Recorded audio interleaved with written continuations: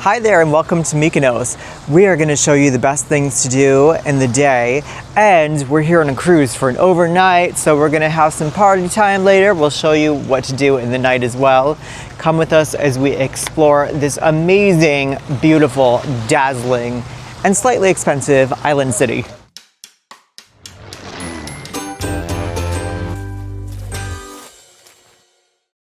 We're starting with the least glamorous part of any cruise port day, getting off the ship. On this Virgin Voyages cruise, we tendered into the Mykonos Old Port. On prior sailings with other cruise lines, we've tendered directly into the pier right into town, which is extremely convenient. Today though, we're a little further out. Fortunately, Virgin Voyages included a free shuttle from the Old Port into the heart of town, and this is one of those times where the free option is also the correct option. Could you walk it? Technically yes, it's not that far, probably about 15 minutes. But there isn't a clear walkway the whole way, the road gets very full of traffic, and there isn't much of a shoulder. It's not exactly unsafe, though it could be. It's more likely just an unpleasant single-file march into town while buses and scooters remind you that you are very much not the priority. So take the shuttle, that's what we did. Before we get into town, we've got a full Mykonos cruise port guide on nowgoseeit.com with maps, links, all the places from this video and more. The link is in the pinned comment, or you can scan this QR code. Today's goal is pretty simple. Get some good food, do some shopping, see some windmills, find the famous photo spots, and then come back later to experience Mykonos after most cruise passengers have left town. Our first stop after getting off the shuttle was Panagia Mykonos, which is basically the town beach near the port. If you want the closest possible beach to the cruise shuttle drop-off, and you still want time to see Mykonos Town, this is probably your easiest option. Is it the most dramatic beach on the island? No. Nobody's flying halfway around the world for this patch of sand. But the water is warm, the access is easy, and for cruise passengers who don't want to commit their whole day to a beach club, it works. We weren't planning to swim today, so we kept moving along the shore. From there, we continued toward Kastro, the old castle area of Mykonos. Calling it a castle today might be a little generous, because what you mostly see now are ruins, fragments, stone edges, and the remains of a fortified area that once helped protect the town. The castle existed at least by the Byzantine period and took its later form during Venetian rule in the Cyclades sometime after 1207. So this isn't just some random pile of rocks with a view. It's a random pile of rocks with a view and context. Right next to that area is one of the most famous buildings on the island, the Holy Church of Panagia Paraportiani. We didn't go inside. I don't know if tourists are allowed in, and honestly this is one of those places where the outside is the attraction anyway. The church looks almost sculpted instead of built. It's white, rounded, layered, and slightly lumpy in a way that somehow photographs beautifully from almost every angle. It's also not one single church in the way you might expect. It's a complex of chapels with construction usually dated from the 15th century into the 17th century, and the name refers to its location near the side gate of the old Kastro area. From there, we made our way into Little Venice.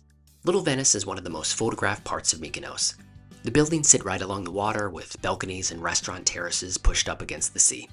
It's mostly restaurants, bars, and people trying to get that exact photo they saw online. Is it practical? Not really. Is it beautiful? Annoyingly, yes. This is also one of those places where Mykonos is doing exactly what people expect Mykonos to do. White buildings, blue trim, the water right there, windmills in the distance, and a price tag quietly waiting around the corner. Speaking of windmills, that was our next stop. The famous windmills of Mykonos, known as Kato Mili, sit on a low hill above Little Venice. These are the big white cylindrical windmills with pointed roofs that show up in almost every Mykonos postcard, guidebook, cruise brochure, and look where I am Instagram post. And I get it, they're iconic for a reason. The windmills were once working parts of the island's economy, using the island's steady winds to grind grains like wheat and barley into flour. Most sources date their major working period between the Venetian era and the 20th century. Today they're mostly there to look good, and they do. They're simple, bright, graphic, and set in one of the best viewpoints in town. From up here, you can look back across Mykonos Town, across Little Venice, out toward the water, and depending on the day, towards your cruise ship sitting out there judging how much money you're about to spend on lunch when there's free food back there. On our last visit, one of the windmills was open and we were able to go inside. Not today. Today they were exterior only for us, which is still worth doing because this is one of the easiest, most recognizable spots in town. Just know that everyone else knows that too. This is not where you come to have the windmills all to yourself unless you show up very early, very late, or during weather that makes other tourists reconsider their choices. After the windmills, it was time to find lunch, which meant heading into the narrow walkways of Mykonos Town. This is where Mykonos gets fun, and also where Google Maps starts acting like it's been drinking Ozu since breakfast. The streets in Mykonos Town are narrow, twisty, and not laid out in a way that feels designed for modern navigation. That's part of the point. These lanes were developed over time in a dense Cycladic town, with whitewashed homes, small churches, shops, and corners that turn into other corners before you even know what direction you're facing. We got a little lost, and honestly, we didn't mind.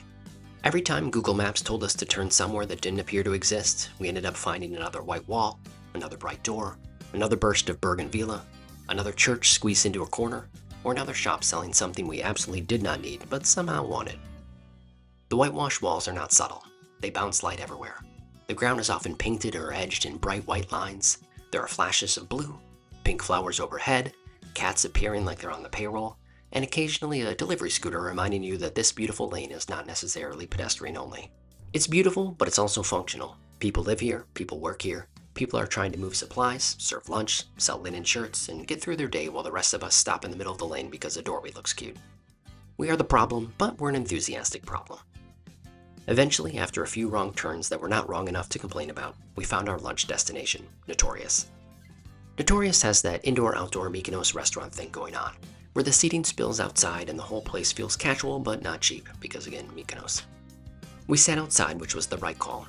You get the people watching, you get the air, and you get the full experience of trying to decide what to order while the local cat scopes out the situation like a tiny Greek butler. The menu had a pretty wide range. Elliot ordered the Greek salad because Elliot made the mature adult lunch decision. It came with big chunks of tomato, cucumber, onion, olives, feta, and olive oil. It was simple, salty, fresh, and exactly the kind of thing you should probably eat while you're walking around on a hot Greek island. I had dessert, specifically mini baklava with ice cream, because I'm an adult and if I want dessert as an entree while on vacation, I can do that.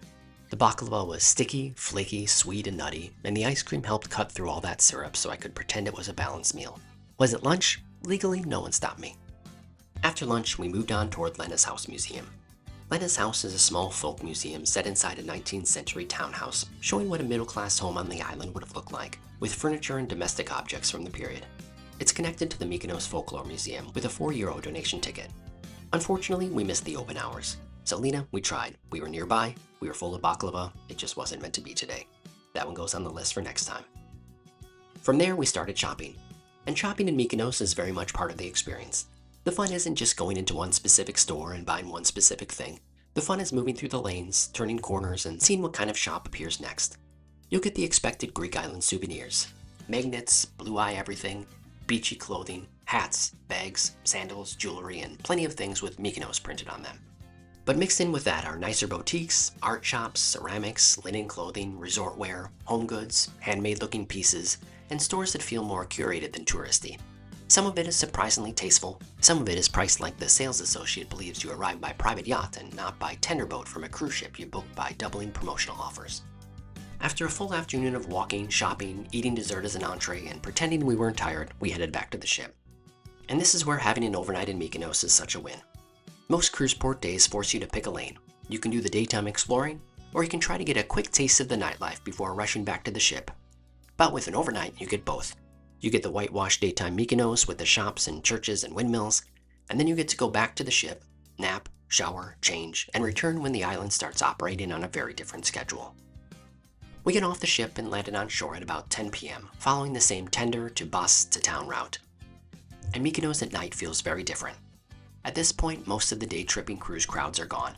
The town is filled more with people staying on the island, people still enjoying extremely late dinners, and people in various stages of partying. The shops that stay open are glowing, the restaurants are still active, music spills out from bars, tables are full, people are dressed up. It's fun, it's expensive, it's a lot of people trying very hard to look like they're not trying very hard. We even came across fireworks, which was a surprise. I tried to find out if fireworks are a nightly thing in Mykonos Town, and I couldn't confirm a guaranteed nightly display. What I did find is that some beach club has nightly fireworks in season, and other venues appear to have fireworks for special events. So I treat fireworks in town as a lucky bonus, not something to build your night around. Most of our night was spent at Jackie O. Jackie O is one of the big names in Mykonos nightlife, especially for LGBTQ+ passengers. The town bar is near the waterfront, close to the old town action, and it has that polished Mykonos energy where everyone is having fun, everyone looks great, and your credit card is quietly asking if you're okay. We had a great time. The music was good, the crowd was fun, and it felt like the exact place we should be on an overnight in Mykonos. But the drinks were expensive enough that we did pause for a second. Not stop, but pause. This is one of those places where you order, tap your card, see the number, and then make a small internal noise while pretending everything is fine. But that's Mykonos. You don't come here because it's the bargain island. You come here because it's beautiful during the day, ridiculous at night, and lots of fun. And then, before we knew it, it was 3 a.m. Which is impressive because I'm not usually a 3 a.m. person unless there's a flight delay, a bad hotel pillow, or a fire alarm. We made our way back toward the ship, very thankful that our cruise was overnighting and we didn't have to be on board hours earlier while Mykonos was just getting going. If your cruise stops here overnight, check your ship's tender and shuttle schedule carefully before going out. Don't assume it works exactly the same late at night as it does during the day. Know where you're going and know how you're getting back. So, what did we think of Mykonos? It's beautiful, it's easy to explore from a cruise ship, it's very photogenic, it's also very expensive, very popular, and at times very aware of its own reputation. But for a cruise overnight, it's fantastic. During the day, you can see the windmills, Little Venice, historic churches, the town beach, the shops, and the maze of whitewashed lanes without needing an excursion. At night, you can come back for dinner, drinks, bars, music, and the version of Mykonos that made the island famous. Would I come here for a long budget vacation? Absolutely not. I enjoy keeping some of my money. Would I come on a cruise overnight again? 100%. If this helped you plan your own Mykonos cruise stop, please like the video, subscribe to Now Go See It, and check out our other Greek cruise port videos for Rhodes, Bodrum, Santorini, Athens, and more. For the full Mykonos cruise port guide, including shore excursions, maps, links, walking routes, and everything we forgot to say while trying not to get lost in those lanes, visit nowgoseeit.com. The link is in the pinned comment or scan the QR code on screen. Thanks for watching. Now go see Cruise Port Mykonos.